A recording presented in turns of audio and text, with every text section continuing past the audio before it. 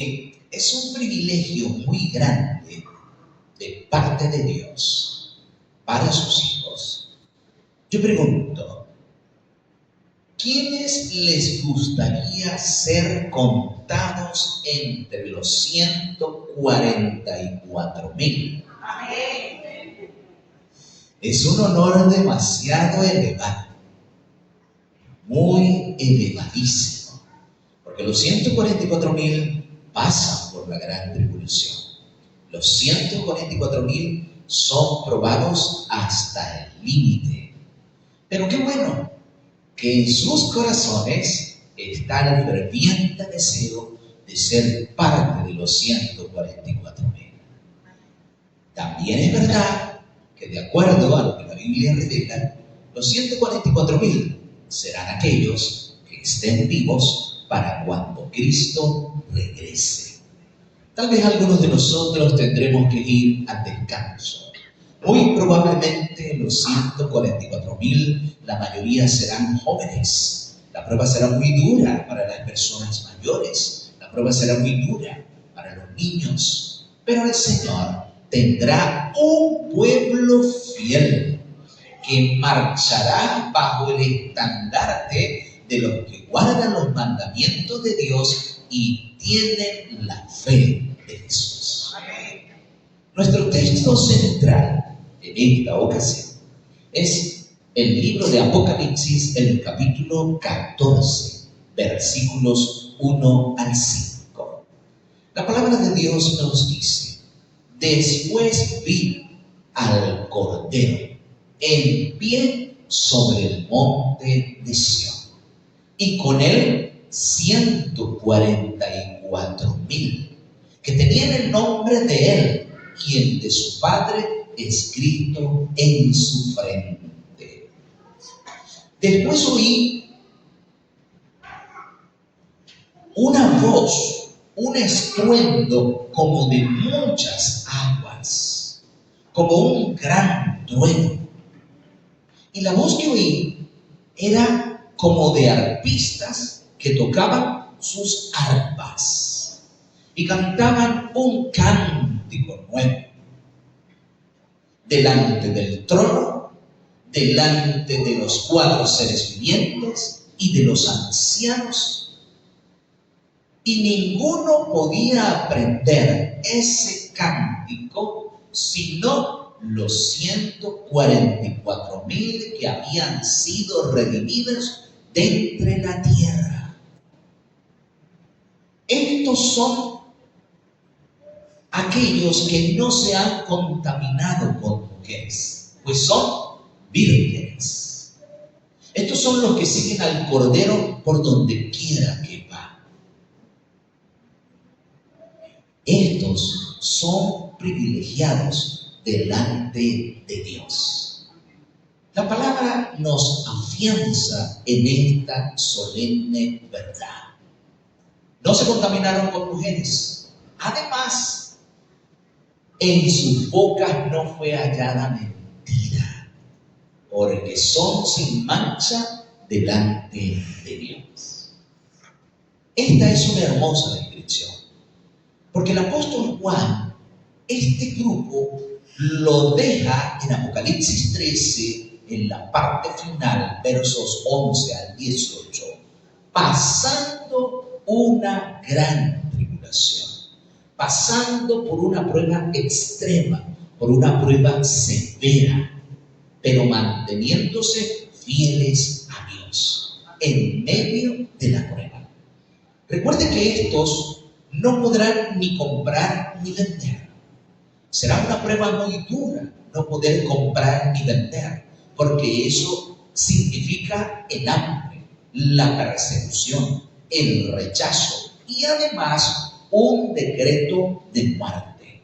Porque ya que no quieren adorar, ya que no quieren seguir a la bestia ni adorar a su imagen, entonces se le dará autoridad a la bestia para matar a todos los que no le adoren.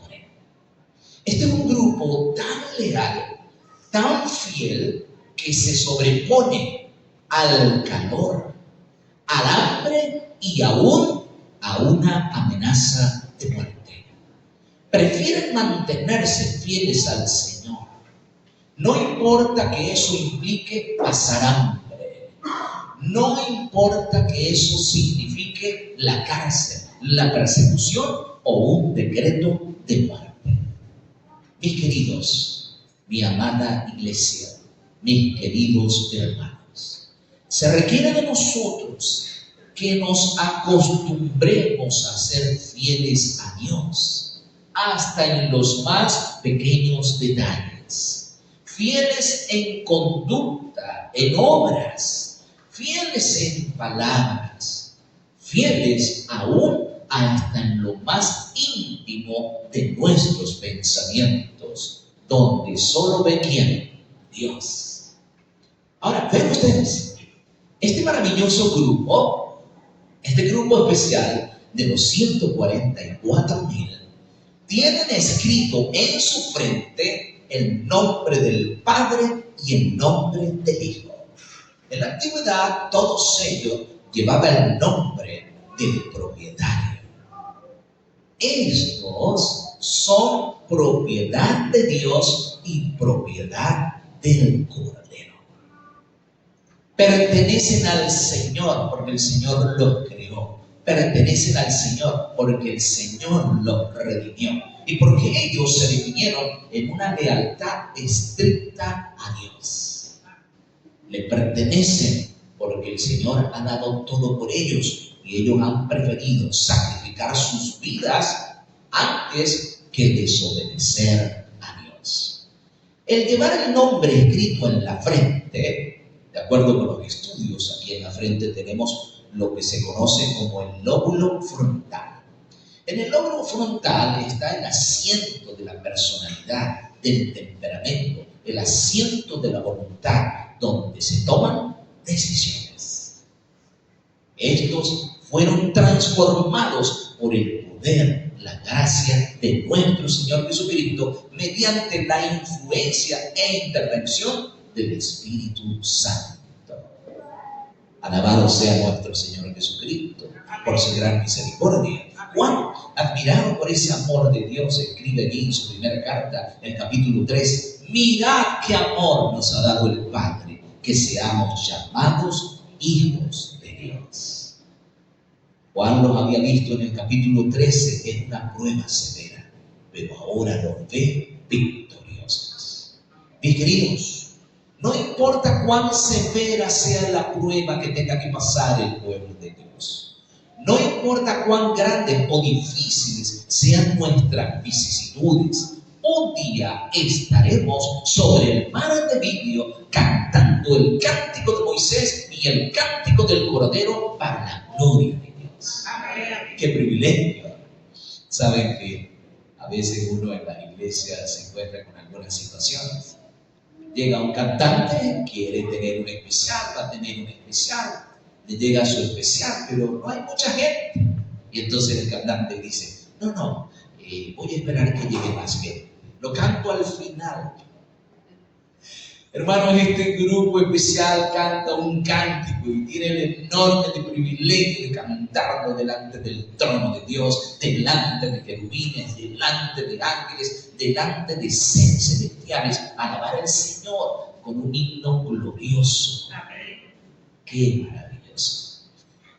La palabra de Dios nos sigue diciendo que Juan oye el estruendo de muchas aguas. Yo no sé cuántos de ustedes han vivido a la orilla de un río. En mi infancia viví por un lapso como de 3 años a la orilla de un río. Tiempo después volví a pasar por ese pueblo y la casa se la había llevado el río. Pero lo que me llama la atención es que cuando usted vive a la orilla de un río, usted oye ese caudal, esa ráfaga de agua corriendo toda la noche. De igual manera, cuando se vive a la orilla de una autopista, pasan camiones, vehículos y suena así como fueran muchas aguas. Juan está oyendo algo potente, algo fuerte, y el sonido le parece como el sonido de muchas aguas. Pero cuando Juan presta más atención, se da cuenta que es como el sonido de un trueno, de un potente trueno. Hermanos, cuando un trueno suena, se escucha bien lejos. o todos lo escuchan. Pero cuando él afina su oído para oír más detalladamente, se da cuenta que es el canto más hermoso, el canto más glorioso, el canto más dulce que alguna vez haya escuchado. Los 144,000 están cantando un cántico nuevo, hermanos, y es el cántico de su propia experiencia, es el cántico de su propia transformación, es el cántico de sus victorias espirituales para la gloria de Dios. Es su propia experiencia, porque nadie más sabe cuál fue sus luchas, cuáles fueron sus problemas, cuáles fueron sus vicisitudes. Solamente cada persona sabe en qué venció. Solamente cada uno sabe cuál es su debilidad, cuál es su pecado, cuál es su defecto de carácter en el cual debe vencer. Pero la más buena noticia de todos, de todas, es que hay victoria en Cristo Jesús. Amén. Muchos de nosotros tenemos serios problemas o defectos de carácter. Ese es solo un aspecto entre muchos, ¿no? Pero a mí me consuela mucho el caso de Juan y Jacobo, Jacobo y Juan, que llegaron a Jesús. Estos hombres eran muy mal geniados, eran muy ambiciosos, tenían un carácter tremendo. De hecho, el Señor los apodó Boanerges, los hijos del trueno.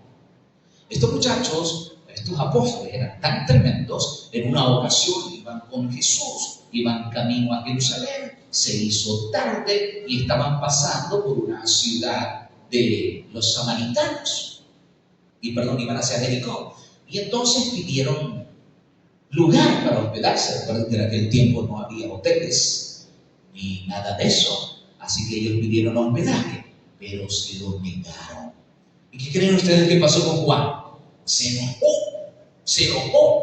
Bueno, mira, que nos nieguen el hospedaje a nosotros porque son judíos, no hay problema. Pero ¿cómo se lo van a negar a nuestro maestro? Tan tierno, tan bondadoso, tan bueno, ha hecho tantos milagros, le ha hecho tanto bien, y le van a negar el hospedaje. Se puso tan bravo que le dijo el Señor: ¿quieren que oremos?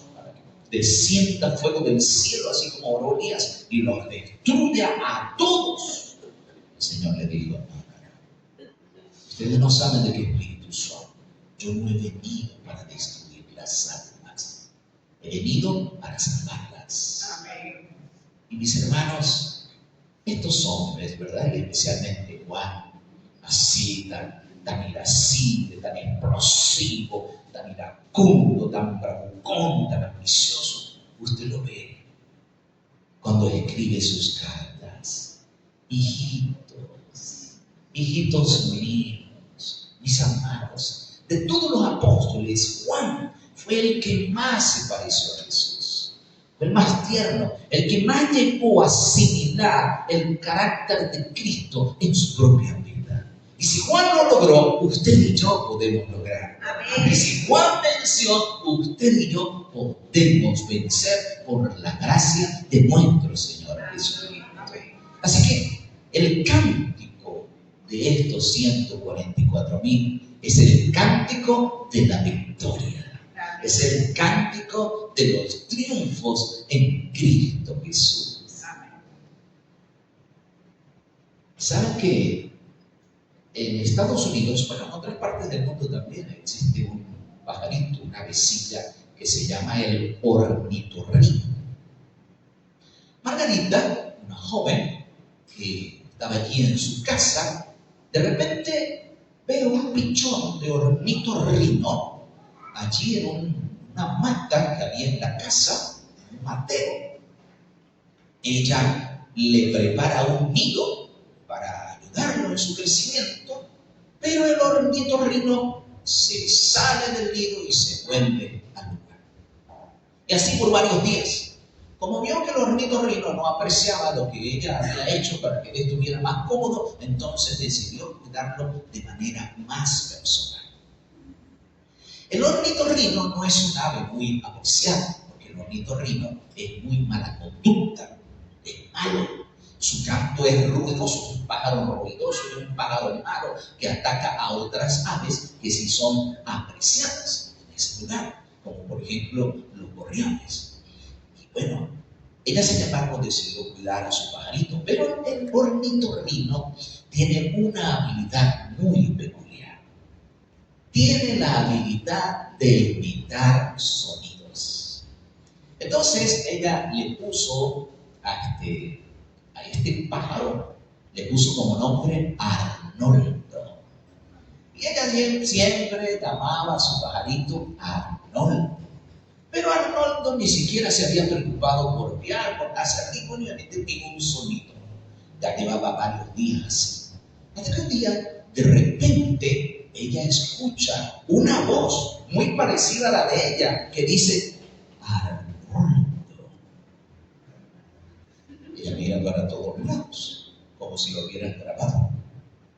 ¡Arnoldo! Ahora con más fuerza, como reclamando. Y por último, Arnoldo, así como diciendo: ese es mi nombre. Ella se dio cuenta que era el pajarito que estaba repitiendo el nombre que le había enseñado. Esta vecilla vivió 4 años, que es mucho tiempo para un ave de ese tipo. Y en ese tiempo aprendió a cantar, a silbar. Silbaba inclusive la primera estrofa de la quinta sinfonía de Beethoven. Aprendió a hablar. Muy particular este pajarito. Ella, en su fase final, le enseñó al pajarito, le decía a ella: te amo, te amo. Y un día el pajarito voló sobre su hombro y le dijo al oído: te amo. Y queridos hermanos, tal vez la humanidad no vea mucho valor en nosotros, pero Cristo ve un valor incalculable en cada persona.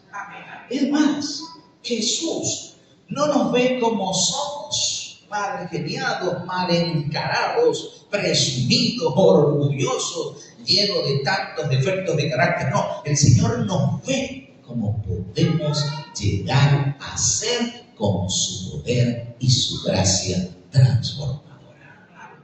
Alabado sea nuestro Señor. Así que estos 144,000 cantan un cántico que nadie puede aprender. ¿Por qué? Porque ese es su propio cántico. Qué maravilloso, hermanos. Qué privilegio y qué santo honor concederá Dios a esos 144,000 que canten sobre el mar de vidrio el cántico de Moisés y el cántico del Cordero. Cuando estemos sobre ese mar de vidrio, lo que hayamos sufrido en esta tierra, lo que hayamos padecido, nos parecerá como nada. Porque lo que recibiremos será tan grande, tan glorioso. Miren que la palabra de Dios dice que ya no habrá llanto, no habrá dolor. Hay personas que se angustian porque un ser querido se llegue a perder. Y en su mentalidad y pensamiento humano creen que van a estar sufriendo por la eternidad si ese ser no está en el cielo. Quiero decirles, mis hermanos, que habrá tanto gozo, habrá tanta felicidad, que todo lo malo que se haya sufrido en esta tierra se olvidará, se borrará, porque lo que allá se verá no tiene comparación a lo que hayamos vivido o disfrutado en este planeta. Serán otros niveles de comprensión, otros niveles de desarrollo espiritual, otros niveles de crecimiento en la gracia de Dios. Amén. Alabado sea nuestro Señor. ¿Saben qué? Martín Lutero, aparte de lo que aportó a la iglesia reformada, que fue mucha doctrina, mucho conocimiento, que estaba en la palabra, hubo algo más que hizo Lutero. Compuso muchos himnos. De hecho, escribió 21 himnarios. Lutero desde muchacho era músico. En su tiempo, los estudiantes iban por las casas y por las calles cantando, y Lutero hacía esto, le gustaba el canto. De hecho, Lutero llegó a decir que había que darle al pueblo no solo la doctrina verdadera, sino también la música para que aprendieran a adorar a Dios en su propio idioma, porque en aquellos tiempos la música estaba reservada para grupos privilegiados. Así que Lutero no solamente le dio una verdad, una luz al pueblo, sino que le dio música para la gloria de Dios. Y uno de los hermosos cantos que compuso Lutero es el canto que está en nuestro himnario con el número 400, Castillo fuerte es nuestro Dios. Este canto se convirtió en el himno de la Reforma, en el canto de batalla de la Reforma de todos los fieles de Dios que protestaron en contra de las injusticias de Roma, en contra de los errores de Roma, en contra de toda falsedad. Cuando Lutero escribió este himno, 2 monjes agustinos habían sido procesados por haber abrazado la Reforma y fueron condenados a morir en la estaca y fueron quemados. Los 2 primeros mártires de la Reforma en Alemania. Esto tocó el corazón de Lutero en lo más profundo y comenzó a escribir, y escribió un largo poema de donde salen las palabras del himno Castillo fuerte nuestro Dios. Este himno está basado en el Salmo 46. Dios es nuestro amparo y fortaleza, nuestro pronto auxilio en las tribulaciones. Por tanto, no temeremos, aunque la tierra sea removida y se traspasen los montes al corazón del mar. Esto inspiró no solo a Lutero, sino a todos los hombres y mujeres que se decidieron por la verdad, que abandonaron el error, que abrazaron esta luz con mucho gozo para la gloria de Dios. De hecho, el pueblo lo cantaba en las calles. Los ejércitos también cantaban este himno cuando iban a las batallas. Lutero solía decirle a Felipe Melanchthon fue el ayudante, fue el asociado, el secretario de Lutero. Lutero le decía a Melanchthon: Felipe, vamos a cantar el Salmo 46. ¿Y qué cantaban? Castillo fuerte es nuestro Dios. Amén. Cuando Lutero muere, Felipe Melanchthon, que estaba en el exilio en otra ciudad, un día iba por una de las calles de esa ciudad y de repente ve una niña cantando Castillo fuerte es nuestro Dios. Cuando Felipe escucha estas palabras, sintió gran consuelo y se acercó a la niña y le dijo: chiquilla, sigue cantando. No sabe cuánto consuelo nos dan las palabras de este himno. Mis queridos, mis amados, el pueblo de Dios se mantendrá firme aún en medio de la prueba más severa.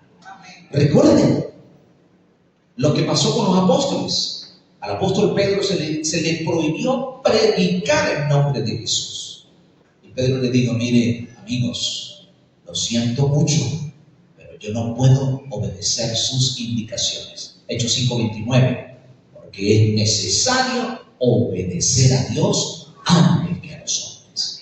A veces somos frágiles, somos débiles, y en aras de que haya paz, de que haya tranquilidad, aflojamos en los principios. No, nosotros no debemos aflojar en los principios. Debemos ser firmes, mantenernos incólumes, inamovibles en los principios. Es cierto que el Señor nos ha indicado en su palabra en Romanos 12:15, 12:18, que nos dice: en cuanto sea posible y dependa de ustedes, estén en paz con todos los hombres. Vamos a estar en paz, pero no vamos a sacrificar principios. Debemos mantenernos verticales de parte de la verdad, aunque se desplomen los cielos. Y dice el versículo 4, estos son los que no se contaminaron con mujeres, pues son vírgenes. Estos son los que siguen al Cordero por donde quiera que va. Estos son los que fueron redimidos de entre los hombres, como primicias para Dios y para el Cordero. Aquí no está diciendo que no se casaron, que fueron vírgenes. Ustedes saben que la gran contienda final, la gran crisis final, girará alrededor, o un conflicto, podríamos decir, entre mujeres. En la Biblia, en Apocalipsis 12, versículo 1, se representa a la iglesia verdadera con una virgen pura, con una mujer pura, vestida del sol y con la luna debajo de sus pies. Y en Apocalipsis 17 se representa a la iglesia falsa, a Babilonia, con una mujer corrupta, una mujer fornicaria y que tiene hijas. Entonces los hijos de Dios se mantienen fieles a la verdad, a Cristo. No se casan con mujeres porque no se contaminan. Probablemente en algún momento dado de su experiencia pertenecieron a estas iglesias, pero salieron, abandonaron el error, salieron de Babilonia y ahora son parte del pueblo de Dios. Así que son vírgenes porque fueron purificados y transformados por el poder de Jesucristo. Y tienen un privilegio enorme. Aquí dice que siguen al Cordero por donde quiera que va. La Biblia no nos dice cuáles serán los privilegios de los 144,000, pero indudablemente son un grupo privilegiado. Y finalmente dice, en sus bocas no fue hallada mentira, pues son sin mancha. ¿Saben qué? La mentira es un pecado difícil de vencer, porque es tan fácil decir un embuste, tan fácil pecar, tan fácil decir una mentira, pero por la gracia y el poder del Señor, nosotros vamos a ser siempre veraces, vamos a decir siempre la verdad. Porque si decíamos la mentira, ahora vencemos la mentira y nos mantenemos de parte de la verdad, fieles a Cristo hasta en lo más íntimo de nuestras almas, para la gloria de Dios. Pregunto, mis hermanos, ¿queremos estar nosotros entre los 144,000 que estarán sobre el mar de vidrio y cantarán el cántico de Moisés y el cántico del Cordero? Alabado sea